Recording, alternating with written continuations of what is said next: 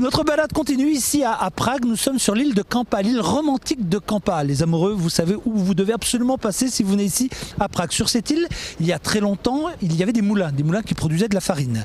Au début du XXe siècle, ces moulins ont été détruits, il restait une bâtisse. Et vous allez voir que l'histoire est belle. Un couple d'immigrés tchèques vivant aux États-Unis décide de créer une fondation pour rendre hommage à des peintres contemporains et des sculpteurs. Le peintre s'appelle Franciszek Kupka, le sculpteur s'appelle Otto Gutfreund. Et si vous voulez, ce couple américain décide vraiment de trouver l'endroit idéal pour créer une fondation et mettre en valeur tout le travail de nos deux héros.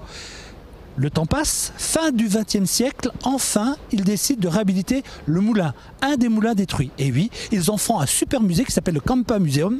Passez, venez voir, c'est fantastique, il y a des expositions toute l'année, c'est un endroit magique. Derrière moi, vous le voyez, il reste toujours la fameuse Vltava, cette rivière qui coule et qui se jette dans l'Elbe et puis vers la mer du Nord, ça aussi c'est romantique, et le fameux pont Charles. Vous ne pouvez pas rater Prague.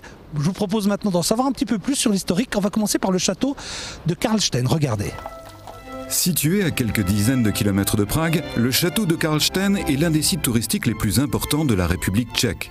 Édifié au XIVe siècle pour abriter la couronne du Saint-Empire romain germanique, ce fleuron de l'architecture gothique témoigne encore aujourd'hui de la grandeur de son bâtisseur, le roi Charles IV. Fils de Jean de Luxembourg et d'Élisabeth de Bohême, ce roi extraordinaire, érudit et mécène des arts, a façonné Prague pour en faire une vraie capitale. On lui doit notamment le pont qui porte son nom, le pont Charles, le monument qui symbolise le mieux Prague aux yeux de ses habitants. Pour les Pragois, c'est un des endroits des plus importants historiques. C'est un peu comme la tour de l'horloge, c'est un peu comme le château. Et de toute façon, c'était la liaison. Depuis longtemps, c'était le seul lieu où on pouvait traverser la rivière. Les ponts, les autres ponts, qui en a 18 aujourd'hui, eh bien, ils existent à partir du 19e siècle. Et le pont Charles est un bon point de départ pour une balade dans l'histoire de Prague. Il permet en effet d'accéder à l'île Kampa, parfois surnommée la Petite Venise, à cause de ses canaux romantiques.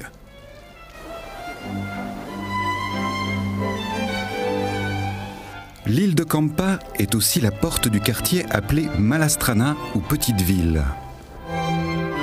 Un lieu tout simplement merveilleux par ses ruelles aux monuments et maisons anciennes remarquablement préservées. Prague est en effet l'une des rares capitales européennes à ne pas avoir été bombardée pendant les deux guerres mondiales. Et l'on comprend facilement pourquoi les cinéastes viennent régulièrement tourner ici, en décor naturel, des films tels que Amadeus ou encore Mission Impossible. Le quartier borde le château de Prague et la cathédrale Saint-Guy, un autre grand monument que l'on doit au roi Charles IV. Et derrière la cathédrale, on peut découvrir la Ruelle Dorée, où vécut il n'y a pas si longtemps un Pragois connu du monde entier, l'écrivain Franz Kafka. Mais dirigeons-nous maintenant vers l'autre centre historique de la capitale tchèque, la place de la Vieille Ville. Dominée par la tour de l'hôtel de ville, cette place est un concentré d'histoire. Les bâtiments qui entourent cet espace très fréquenté ont des styles architecturaux très marqués, du baroque au rococo en passant par le gothique. C'est ici que fut brûlé au XVe siècle Jan Hus, un martyr que vénèrent encore les Pragois parce qu'il a été le premier à s'élever contre les dérives de la religion catholique. C'est ici aussi que Václav Havel proclama le retour de la démocratie en 1990. Et il y aurait encore bien d'autres histoires à conter.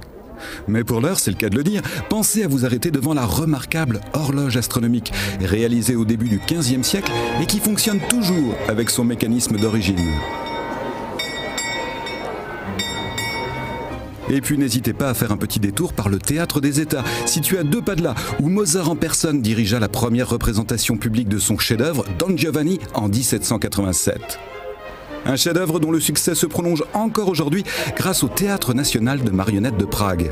Inauguré en 1928, il a proposé près de 4000 représentations de Don Giovanni depuis 1991 dans une version un peu modernisée.